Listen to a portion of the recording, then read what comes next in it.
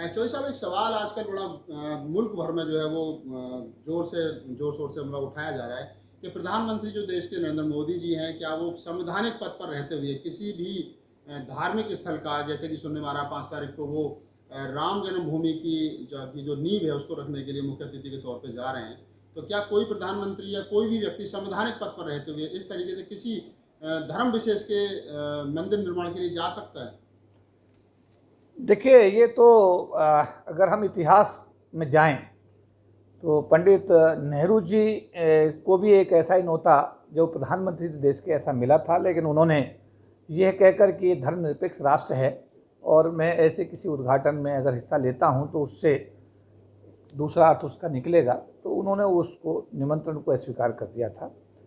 मैं याद दिलाना चाहता हूं कि भारतीय जनता पार्टी के तत्कालीन राष्ट्रीय अध्यक्ष 2013 में हमने जो अंतर्राष्ट्रीय दलित सम्मेलन किया था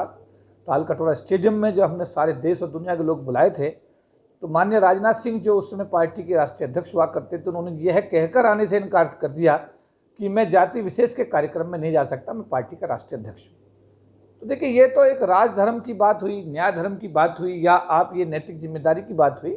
ये व्यक्ति विशेष के ऊपर निर्भर करता है। हालांकि हमने उनसे कहा कि SC और ST जाति नहीं है, ये शेड्यूल है, शेड्यूल ट्राइब्स और शेड्यूल कास्ट। तो ये एक बहुत बड़ा समुदाय है भारत का, 1/4 आबादी इसमें निवास करती है, आप इस कार्यक्रम में आइए। लेकिन उन्होंने विनम्रता से यह कहकर के इनकार कर दिया कि मैं जाति विशेष के कार्यक्रम में भाग लेना मेरे लिए उचित नहीं होगा। लेकिन उसी पार्टी के प्रधानमंत्री तो राम जन्मभूमि के निर्माण के जो भूमि पूजन उसके लिए जा रहे हैं। देखिए, ये तो अब प्रधानमंत्री जी इसका जवाब दें तो ज़्यादा अच्छा है, और मैं चाहूँगा कि प्रधानमंत्री जी अगर राम मंदिर का उद्घाटन करने जा रहे हैं तो कल अगर उनको किसी बौद्ध विहार के उद्घाटन के लिए बुलाया जाए तो शायद वो मने उनको नहीं करना चाहिए। किसी मस्जिद के अगर इनॉग्रेशन पे उनको बुलाया जाए तो अब तो उनकी एक बड़ी जिम्मेदारी बन जाती है, क्योंकि वो राष्ट्र के प्रधानमंत्री, भारत राष्ट्र के प्रधानमंत्री हैं, वो किसी जाति विशेष और धर्म विशेष के प्रधानमंत्री नहीं है। भारत एक धर्मनिरपेक्ष राष्ट्र है। तो मैं तो ये कहूँगा कि अगर प्रधानमंत्री जी वहाँ जा रहे हैं मंदिर का शुभारंभ करने के लिए, शिलान्यास करने के लिए, तो अन्य धर्मों के लोगों के रास्ता खुलता है। और अब निश्चित रूप से जब प्रधानमंत्री 5 तारीख को अयोध्या जा करके राम मंदिर का शिलान्यास करेंगे, तो इसके साथ साथ अगर दूसरे धर्म के लोग जब उनको इन्वाइट करेंगे कि उनके भी धार्मिक स्थलों का वो शिलान्यास करें, तो शायद उनको इनकार नहीं करना चाहिए। आपको नहीं लगता चौधरी साहब कि ये गलत परंपरा जो है मुल्क में पड़ रही है? अगर देश का जो सेकंड एक तरीके से पद है प्रधानमंत्री का, वो इस तरीके का काम करेंगे और फिर अन्य जो और सरकारी पदों पर या संवैधानिक पदों पर लोग बैठे हैं, उनसे प्रेरणा लेकर के उन्हीं को कोट करके कुछ और इसी तरीके से नई परंपराएं पड़ेंगी मुल्क भर में जो गैर संवैधानिक है। देखिए, ये तो कहना उचित नहीं होगा कि ये संवैधानिक है गैर संवैधानिक है। मैं तो बल्कि एक और अच्छी बात कहना चाहता हूँ कि प्रधानमंत्री जी अगर राम मंदिर का शिलान्यास करने जा रहे हैं और वो करते हैं, तो मैं तो कहता हूँ सभी धर्मों के लोगों के लिए सुंदर अवसर होगा कि भारत का शासन अध्यक्ष यानी प्रधानमंत्री अगर एक धर्म के धार्मिक स्थल का शिलान्यास कर सकता है, तो नैतिकता के आधार पर प्रधानमंत्री जी किसी बौद्ध विहार के शिलान्यास के लिए मना कर ही नहीं सकते। ये उनकी नैतिकता का तगाजा उनके ऊपर होगा। तो बजाय ये कि हम उसको इस रूप में देखें, मैं दूसरे रूप में देखता हूँ। मेरा ये कहना है कि प्रधानमंत्री जा रहे हैं, ये उनका निर्णय है, और प्रधानमंत्री क्योंकि शासन अध्यक्ष हैं, उनका निर्णय एक अपने आप में एक महत्व रखता है। और यही मैं कहूँगा आने वाले समय में कि प्रधानमंत्री जी इस परंपरा को जारी रखेंगे, और आने वाले समय में अगर कोई दूसरे धर्म का कोई भी धार्मिक अगर स्थल का शिलान्यास होगा, अगर उनको बुलाया जाएगा, तो निश्चित रूप से वो इनकार नहीं करेंगे, उसमें जाकर शामिल होकर के अपने धर्म निरपेक्ष होने का परिचय देंगे। नहीं, आपको चौधरी साहब ये इससे एक चीज़ ये भी निकल करके आ रही है, जो कट्टर हिंदू संगठन है वो ये बात भी कहीं ना कहीं दबी जबान में कह रहे हैं कि क्योंकि प्रधानमंत्री खुद हिंदू हैं और वो हिंदू धर्म के को बढ़ाने के लिए, हिंदू राष्ट्र बनाने के लिए या हिंदू राष्ट्र बनाने की दिशा में उनका ये कदम है। देखिए, यहाँ बाबा साहब अम्बेडकर का बनाया हुआ संविधान चालू होता है, यहाँ किसी धर्म का संविधान नहीं लागू होता। मैं कहना चाहता हूँ, अनंत कुमार हेगड़े कहते हैं हम संविधान को बदलने आए। देखिए, अगर ऐसा है कि अनंत कुमार हेगड़े साहब संविधान बदलने की बात करते हैं तो ये उनका व्यक्तिगत मत हो सकता है, लेकिन भारत की अगर हम बात करें, भारत के अंदर बाबा साहब अम्बेडकर जो अनंत कुमार हेगड़े जब इस स्टेटमेंट को देते हैं तो उनके खिलाफ सरकार कोई एक्शन नहीं लेती है। सवाल ये है ना बड़ा, तो सरकार भी उनके समर्थन में, फिर प्रधानमंत्री भी इस तरीके का काम कर रहे हैं, तो संविधान रह कहाँ जाता है? जब सरकार का प्रधानमंत्री और उनके मिनिस्टर इस तरीके के काम करेंगे, इस तरीके की स्टेटमेंट देंगे, तो संविधान कहाँ रह गया फिर? देखिए, मैं इतना कहूँगा, प्रधानमंत्री जी को मैंने खुद डॉक्टर अम्बेडकर इंटरनेशनल सेंटर के उद्घाटन के समय मैंने खुद सुना, और उन्होंने कहा कि अगर बाबा साहब अम्बेडकर ना होते और बाबा साहब अम्बेडकर ने संविधान ना बनाया होता तो आज एक गरीब माँ का बेटा प्रधानमंत्री कुर्सी पर नहीं पहुंचता। तो हमें देखिए, दोनों पहलुओं को अनंत कुमार हेगड़े साहब ने जो बयान दिया है दुर्भाग्यपूर्ण है, और इस उनके बयान की जितनी भी निंदा की जाए उतनी कम है। लेकिन साथ साथ प्रधानमंत्री ने जो ये कहा, डॉक्टर अंबेडकर इंटरनेशनल सेंटर 15 जनपद पर जब उद्घाटन हुआ, तो जब उन्होंने कहा कि मैं एक गरीब माँ का बेटा बाबा साहब अंबेडकर के बनाए हुए संविधान की वैसे प्रधानमंत्री कुर्सी पर बैठा हूँ, तो मुझे लगता है कि कुछ चीज़ों को हमको ऐसा नहीं कि एक आदमी ने कुछ कहा दूसरे ने कुछ कहा, ये व्यक्तिगत विचार हो सकते हैं, लेकिन मेरा दृढ़ विचार है, दृढ़ मेरा निश्चय है कि बाबा साहब अंबेडकर के बनाए हुए संविधान से भारत चलता है, किसी धर्म विशेष से नहीं चलता। अगर कुछ लोग यहाँ धार्मिक उन्माद फैलाना चाहते हैं तो उनको मैं ये निवेदन करना चाहता हूँ कि ऐसा करके भारत के सौहार्द को बिगाड़ने की नाकाम कोशिश आप ना करें। 2 अप्रैल 2018 को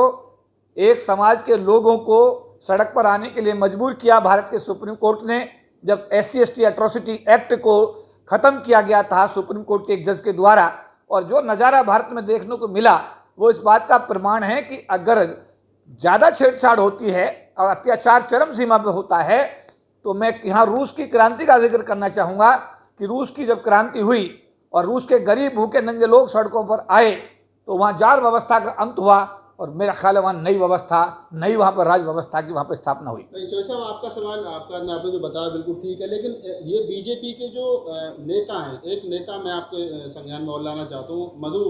मिश्रा नाम की एक महिला थी, महिला उनकी बड़ी नेता थी। उन्होंने भी एक इस तरीके का विवादित बयान दिया था कि संविधान की वजह से जूते घिसने वाले लोग तुम्हारे सर पे राज कर रहे हैं, और भरी मीटिंग में उन्होंने मंच पर ये बात कही। उसके बावजूद भी उन पर कोई कार्रवाई नहीं होती। अनंत कुमार हेगड़े हो गए, चाहे मधु मिश्रा हो गए, चाहे प्रधानमंत्री का इस तरीके से एक धर्म के मंदिर के लिए जाना, ये सारा जो किस तरफ, मतलब आप एक बुद्धिजीवी आदमी है, व्यक्ति हैं, आपको क्या लगता है मतलब इनका जो मेन एजेंडा है वो मतलब कहना और करना क्या चाहते हैं ये लोग?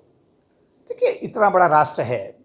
इतना बड़ा राष्ट्र है और राष्ट्र में दुनिया भर के लोग रहते हैं, भिन्न भिन्न भाषाओं को बोलने वाले, भिन्न भिन्न धर्मों को मानने वाले, भिन्न भिन्न सोच के लोग इस देश में रहते हैं। बेसिक इशू ये है, सौभाग्य ये है कि भारत के जो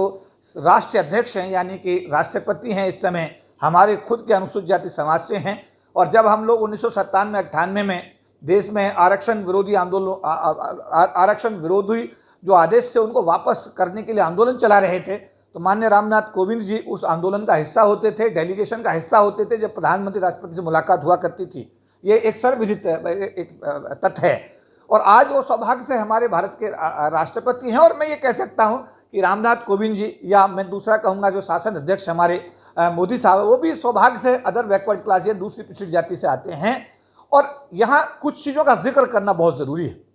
जिक्र इसलिए करना जरूरी है, पहली सरकारों को 70 साल काम करने के लिए मिले। लंदन का घर वो परचेज कर सकते थे, बाबा साहब अम्बेडकर का उन्होंने नहीं किया, जो कि इस सरकार ने किया। इसके लिए इस सरकार का हम धन्यवाद भी करेंगे। साथ साथ इंदू मिल की ज़मीन खरीद की बम्बई में खरीदी गई, वो बाबा साहब अम्बेडकर को डेडिकेट की, वहाँ का स्मारक बन रहा है, सराहनीय कदम, उसकी सराहना की जानी चाहिए। दीक्षा भूमि नागपुर के रेनोवेशन के लिए 10 करोड़ सैंक्शन के, उसकी सराहना की जानी चाहिए। 26 अलीपुर रोड के आसपास के बंगले पहले परचेज करके अटल बिहारी वाजपेयी की सरकार ने शुरुआत वहाँ पर की, और अब ये सरकार द्वारकर से आई, इन्होंने वहाँ पर एक भव्य स्मारक, इंटरनेशनल स्मारक बनाया। डॉक्टर अम्बेडकर इंटरनेशनल सेंटर 15 जनपद बनाया। बहुत सारे काम ऐसे जो बाबा साहब अम्बेडकर से उनके मिशन से जुड़े हुए हैं। लेकिन साथ साथ यहाँ मैं ये कहना चाहता हूँ कि देखिए, डॉक्टर अम्बेडकर को आप मानते हैं, बहुत अच्छी बात है, लेकिन डॉक्टर अम्बेडकर की बात भी आप मान करके महात्मा गांधी और बाबा साहब अम्बेडकर के बीच जो 1932 को पूना पैक्ट हुआ, उसको भी आप अमली जामा पहनाइए। देश का गरीब आदमी सड़क पर आ चुका है माननीय प्रधानमंत्री जी। देश का गरीब आदमी जो देश में राष्ट्रीयकरण की नीति से जो घर घर के अंदर रोटी पहुंची थी, एक एक नौकरी पहुंची थी, बैंकों का राष्ट्रीयकरण हुआ था, बीमा कंपनियों का राष्ट्रीयकरण हुआ था, तेल कंपनियों का राष्ट्रीयकरण हुआ था, बैंकिंग भर्ती बोर्ड बनाए गए थे, उसी प्रयासों से SC/ST गरीब घरों में एक एक 2 नौकरी पहुंची थी और ये गरीबी की रेखा से ऊपर आए थे। यही इस देश की SC/ST की सिर्फ पूंजी निकल के आती है। और आज सरकारी क्षेत्र खत्म हो रहा है दिन पे दिन, निजी क्षेत्र बार बार आ रहा है, लगातार बढ़ता जा रहा है। सरकारी क्षेत्र जब खत्म हो रहा है और निजी क्षेत्र आ रहा है, तो ऐसी क्या मजबूरी है सरकार के सामने कि वो इस गरीब तबके के लिए नहीं सोच रही है, इस बाबा साहब अम्बेडकर के मिशन के लिए नहीं सोच रही है, पूना पैक्ट जो बाबा साहब अम्बेडकर और महात्मा गांधी के बीच हुआ उसके लिए नहीं सोच रही है। मेरा निवेदन है कि डॉक्टर अम्बेडकर को मानना बहुत अच्छी बात है, माननीय प्रधानमंत्री जी डॉक्टर अम्बेडकर की बात भी मानिए और जो डॉक्टर अम्बेडकर का मिशन था, गरीब, जो शोषित, जो लोग इस देश में रहते हैं, schedule caste, schedule tribe, OBC, minorities, जो लोग गरीब समाज से ताल्लुक रखने वाले लोग हैं, उनके विकास के लिए भी ठोस एजेंडा आप तैयार करिए।